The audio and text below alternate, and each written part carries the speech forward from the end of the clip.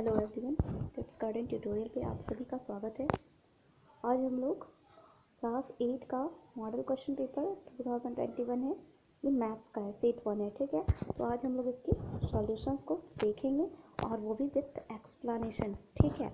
तो हो सकता है कि वीडियो थोड़ा लंबा हो जाए, बट आप बहुत ध्यान से देखेंगे। इसमें आपके जो है जो मैं इसमें एक्सप्लेन भी करूँगी कैसे हुआ आंसर, ठीक है। तो इसलिए आप वीडियो को बिना स्किप किए पूरा लास्ट तक ज़रूर देखेंगे। तो चलिए शुरू करते हैं। देखते हैं, हमारा पहला क्वेश्चन है हमारा यहाँ पे कि 1/2 का समतुल्य परिमेय संख्या है, यानी 1/2 का समतुल्य मतलब कि बराबर, ठीक है। तो इसमें से 1/2 के बराबर कौन सा, तो यहाँ पे हम देख सकते हैं 1/3 जो है ये तो उसके बराबर नहीं है। अब 2/4 जो है, 2/4 के हम यहाँ पे देख सकते हैं कि 2 1 ज़ा 2 और 2 2 ज़ा 4, ये देखिए कट करके 1/2 बन गया। इसीलिए हमारा ये आंसर बिल्कुल सही है, ठीक है। तो इस तरह से हमें यहाँ पे बाकी सारे आंसर को भी इसी तरह से चेक करना है, ठीक है। अभी तो हमें सेकंड में ही मिल गया आंसर, बट अगर हमें लास्ट में भी हो सकता है ऑप्शन, तो इस तरह से आपको सारा ऊपर नीचे कटा करके चेक करना पड़ेगा, ठीक है। और जो फिर कट के इसके बराबर हो जाएगा तो वही आंसर हो जाएगा। तो यहाँ पे हमारा 2 नंबर का आंसर सही हो जाएगा, ठीक है। उसके बाद चलिए हम लोग देखते हैं अगला क्वेश्चन। अगला क्वेश्चन है हमारा कि -9 का योज्य प्रतिलोम क्या होगा। तो -9 है, इसका जस्ट एडिटिव इनवर्स क्या होगा, ये हो जाएगा +9, ठीक है। -9 है तो +9, अगर क्वेश्चन में हमारा +9 रहता तो उसका आंसर -9 हो जाएगा, ठीक है ना। तो चलिए अब देखते हैं हमारा अगला क्वेश्चन। देखिए यहाँ पे क्वेश्चन है कि 4.5 का वर्ग होगा, यानी 4.5 का हमें यहाँ पे स्क्वायर पूछा गया है, ठीक है। कैसे करेंगे हम लोग, तो बहुत आसान है। हमें यहाँ पे जो है 45 का स्क्वायर करना है, ठीक है। 45 का स्क्वायर कितना हो जाएगा, तो देखिए जब कोई नंबर के यहाँ इकाई के स्थान पर अगर 5 रहे तो हमें क्या करना है, यहाँ जो नंबर है इसमें 1 ऐड करेंगे, यानी यहाँ पे 4 है, इसमें 1 ऐड करेंगे तो 5 हो जाएगा। इन दोनों को हमें मल्टीप्लाई कर देना है, यानी 4 × 5 हो गया 20, और 5 का स्क्वायर होता है 25। तो यह 20 25 हमारे आंसर हो गया, यानी 45 का जो स्क्वायर होगा वो हमारा हो जाएगा 20 25, ठीक है। और यहाँ पे क्योंकि मेरा पॉइंट लगा हुआ है, यहाँ आप देख सकते हैं 4.5 है, ठीक ना। तो 4.5 का स्क्वायर है मतलब कि 4.5 × 4.5, ठीक है। आप देख सकते हैं यहाँ पे। तो इसलिए यहाँ पर जो है कहने का मतलब है यहाँ पे कि यहाँ पे देखिए 2 पॉइंट है, और हमने डेसिमल में ये पढ़ा हुआ है कि जब हम लोग इसका मल्टीप्लाई करते हैं तो डेसिमल को काउंट करते हैं, यहाँ पे 1 और यहाँ पे 2, दो हो गए, तो 2 संख्या के बाद हम लोग यहाँ पर दशमलव लगाएंगे, यानी 20.25 इसका आंसर हो जाएगा, जो कि है 2 नंबर में, ठीक है, 20.25। तो आपको बिल्कुल भी कंफ्यूज नहीं होना है। आई होप कि आपको समझ आ गया होगा अच्छे से, ठीक है। इसका आंसर हो गया 2 नंबर आपका 43 का। अब चलिए बढ़ते हैं हम लोग अगले क्वेश्चन की तरफ। अगला क्वेश्चन है हमारा 8100, इसका रूट अंडर, यानी रूट बताना है कितना होता है, ठीक है। तो हमें पता है कि रूट 81 का वैल्यू कितना होता है, तो ये होता है 9, ठीक है। 9 का स्क्वायर ही 81 होता है, इसलिए 81 का रूट हो जाएगा हमारा 9, ठीक है। और यहाँ पे आप देख सकते हैं कि 00 है, तो रूट में जो है स्क्वायर होता है, यानी 2 पावर 2 चलता है इसमें, तो 2 के बदले 1 0 यहाँ पे लग जाएगा, यानी 90 हमारा आंसर होता है। यहाँ पे हम लोग देख सकते हैं फर्स्ट नंबर में 90 है, इसलिए हमारा आंसर जो है 90 हो जाएगा, ठीक है। चलिए बढ़ते हैं हम लोग अगले क्वेश्चन की तरफ। अगला क्वेश्चन है हमारा कि इनमें से कौन सी संख्या पूर्ण घन है। पूर्ण घन कौन सी है, तो 3001, ये तो नहीं होगा। ये जो है सेकंड नंबर 1000 जो है ये पूर्ण घन है, और इसका घन होता कितना है, तो वो होता है 10, यानी 10 का अगर हम लोग क्यूब करेंगे तो वो 1000 होता है, ठीक है। तो इसलिए आंसर यही हो जाएगा, ठीक है ना। अब चलिए बढ़ते हैं अगले क्वेश्चन की तरफ। 27 का घनमूल क्या होगा, ठीक है। घनमूल मतलब पावर 3, इसमें 3 चलता है, तो क्या है कि 27,000 है। 27 का घनमूल जो होता है वो होता है 3, 3 × 3 × 3 27 होता है। और यहाँ पे हम लोग देख सकते हैं 3 0 है, तो 3 के बदले में 1 0, यानी 30 इसका आंसर हो जाएगा, जो कि यहाँ पे है 3 नंबर में। तो ये हमारा आंसर हो गया 3 नंबर का 30, ठीक है। चलिए बढ़ते हैं हम लोग अगले क्वेश्चन की तरफ। 1024 है, इनमें से किसके बराबर, ये 1024 जो है ये किसके बराबर है, ये हमें बताना है, ठीक है। इसको हम लोग कैसे कर सकते हैं, देखिए, सॉरी, एक सेकंड रुक जाइए। हाँ, 1024 है, तो हमें इस तरह से जो है इसका अभाज्य गुणनखंड करना है, ठीक है।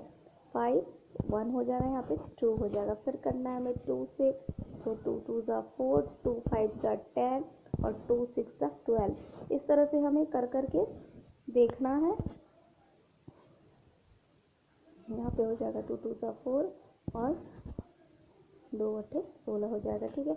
फिर इसको 2 से हम लोग करेंगे तो कितना हो जाएगा, यहाँ पे इधर मैं लिखती हूँ 6 आएगा और 4 आ जाएगा।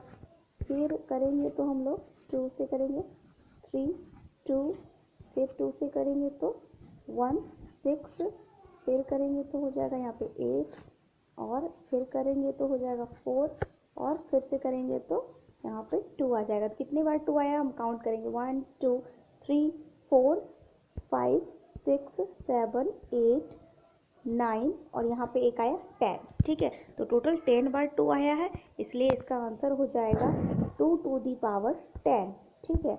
ये जो कि एक नंबर में दिया हुआ है आपका 2 टू दी पावर 10, यही हमारा आंसर हो जाएगा, ठीक है।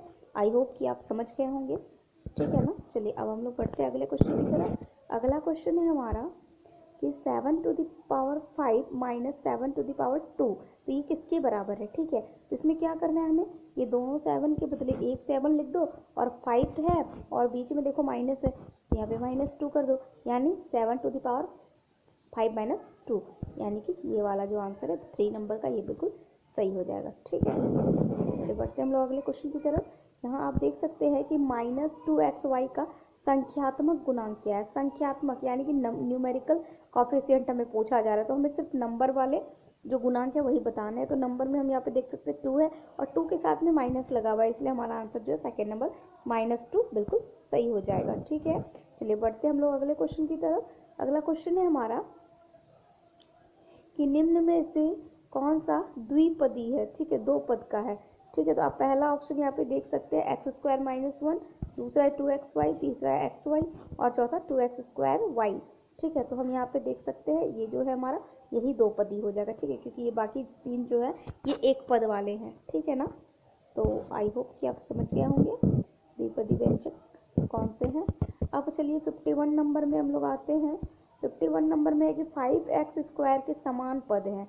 अब इसकी जैसा सेम पद कौन सा है, तो देखिए सेम पद देखने के लिए हम जो है ना ये जो चर वाला भाग है उसको देखेंगे हम लोग, ठीक है। तो यहाँ हम लोग देख सकते हैं कि x + y है और यहाँ पे क्या है x² है, ठीक है, यानी जिसके साथ में x² होगा वही इसके समान होगा, बाकी सारा असमान होगा। तो हम यहाँ पे देख सकते हैं कि -7x² है, मतलब ये जो है ये लाइक टर्म हो जाएगा, ठीक है। बाकी ये सारे जो है डिफरेंट है, इसलिए असमान हो जाएंगे और ये समान हो जाएगा, ठीक है ना। इसके लिए हमें चर देखना है, नंबर पे नहीं जाना है, नंबर अलग हो सकते हैं, उससे कोई दिक्कत नहीं है, ठीक है।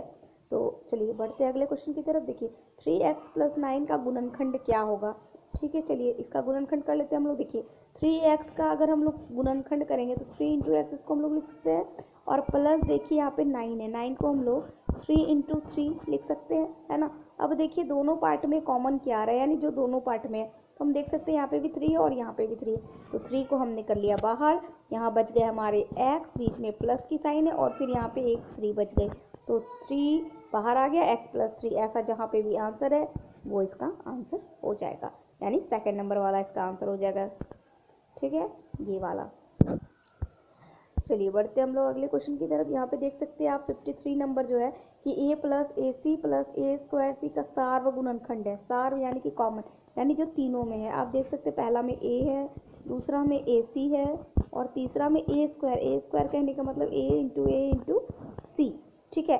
अब आप आसानी से बता सकते हो कि देखो इसमें भी a है, इसमें भी a है और इसमें भी a है, तो यहाँ तीनों में क्या मिला हमें, सेम वो a मिला, तो इसलिए आंसर हमारा 1 नंबर का बिल्कुल सही हो जाएगा, ठीक है। कॉमन बताने हैं हमें, तो कॉमन हमने देख लिया। चलिए अब आते हैं हम लोग अगले क्वेश्चन पे।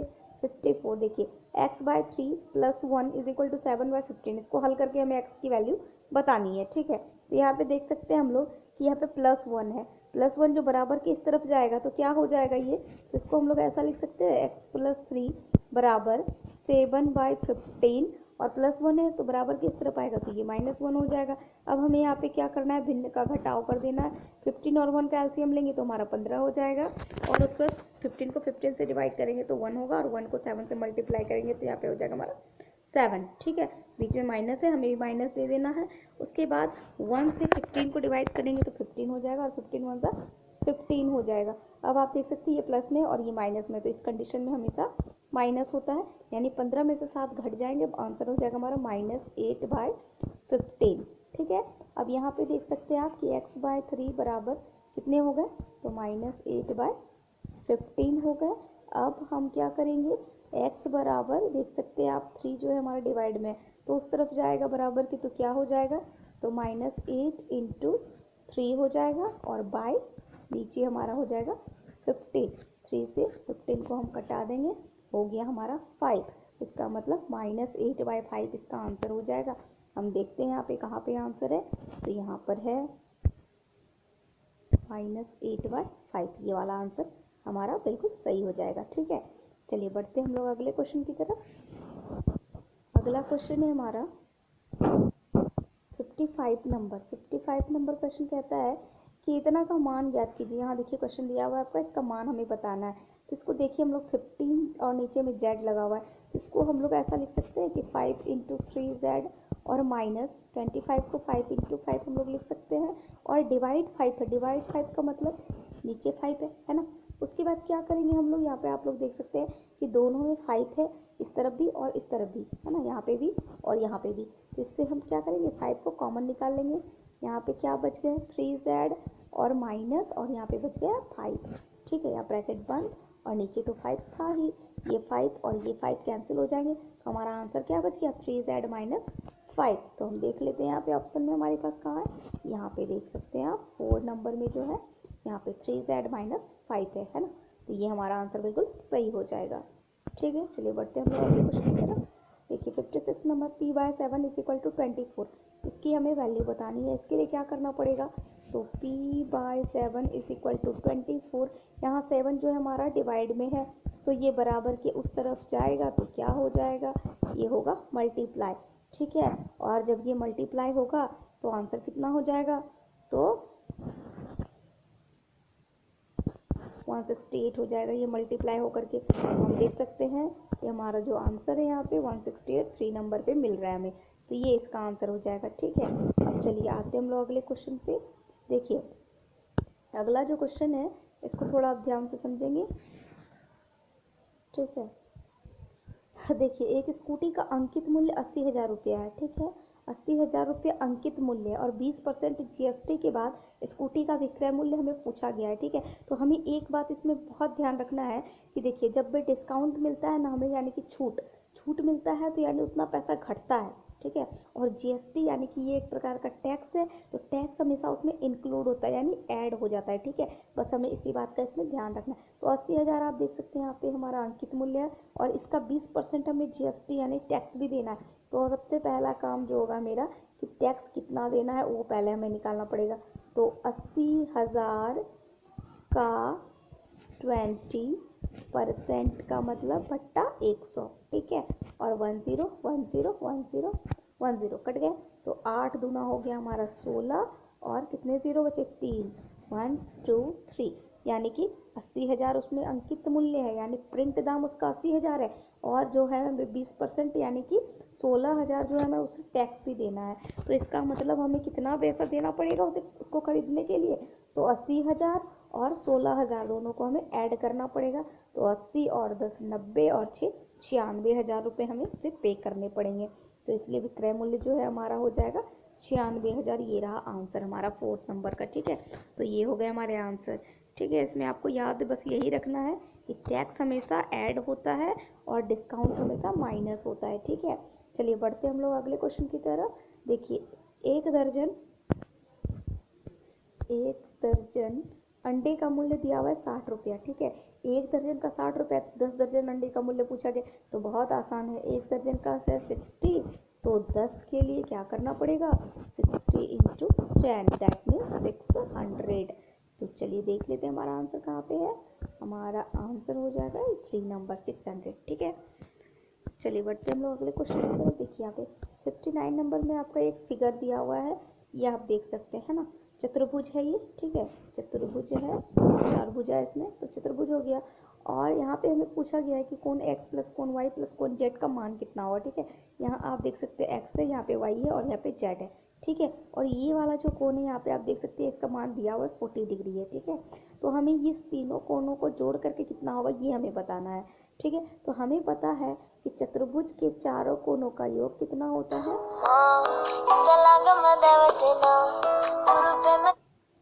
तो चतुर्भुज के चारों कोणों का योग कितना होता है, 360 डिग्री होता है। ठीक है, दैट मीन्स ये वाला, ये और ये चारों कोण को अगर हम ऐड करते हैं तो हमारा 360 होता है, जिसमें से एक कोण हमारा 40 दिया हुआ है। तो तीनों कोणों का ऐड कितना हो जाएगा, तो तीनों कोणों का ऐड निकालने के लिए हमें 360 माइनस 40 करना पड़ेगा, यानी कि कितने हो जाएंगे आंसर हमारा 320। तो चलिए देख लेते हैं हमारा आंसर कहाँ पे है। ये रहा हमारा आंसर, 4th नंबर 320 इसका आंसर हो जाएगा। ठीक है, अब हमारा लास्ट क्वेश्चन है कि घन का कुल पृष्ठीय क्षेत्रफल का सूत्र है। यहाँ पे देख सकते हैं आप कि आपको 4 ऑप्शन यहाँ पे दिए हुए हैं। 4 में से यहाँ पे तो मेरी जानकारी के अनुसार तो घन का कुल पृष्ठीय क्षेत्रफल जो है वो होता है 6a²। ठीक है, तो लेकिन यहाँ पे ऑप्शन नहीं है, तो आप लोग कमेंट करके बताइएगा कि आपके क्या आंसर हो सकते हैं, क्योंकि मैं तो यही जानती हूँ 6a² है। ठीक है, और यहाँ पे ऑप्शन शो नहीं है, तो इसकी कंफ्यूजन हम लोग नेक्स्ट वीडियो में क्लियर करेंगे। आई होप कि आपको वीडियो पसंद आया हो, और पसंद आया हो तो प्लीज़ वीडियो को ज़रूर लाइक कीजिएगा और ज़्यादा से ज़्यादा शेयर कीजिएगा। और नेक्स्ट सीट भी जल्दी अपलोड होगी, तो उसके लिए आप लोग चैनल पे बने रहिएगा। ठीक है, और अगर आपने चैनल को सब्सक्राइब नहीं किया तो प्लीज़ सब्सक्राइब कर लीजिए, बेल आइकन भी प्रेस कर लीजिए, ताकि मैं जब भी वीडियो अपलोड करूँ आपको उसकी नोटिफिकेशन मिलती रहे। Thank you.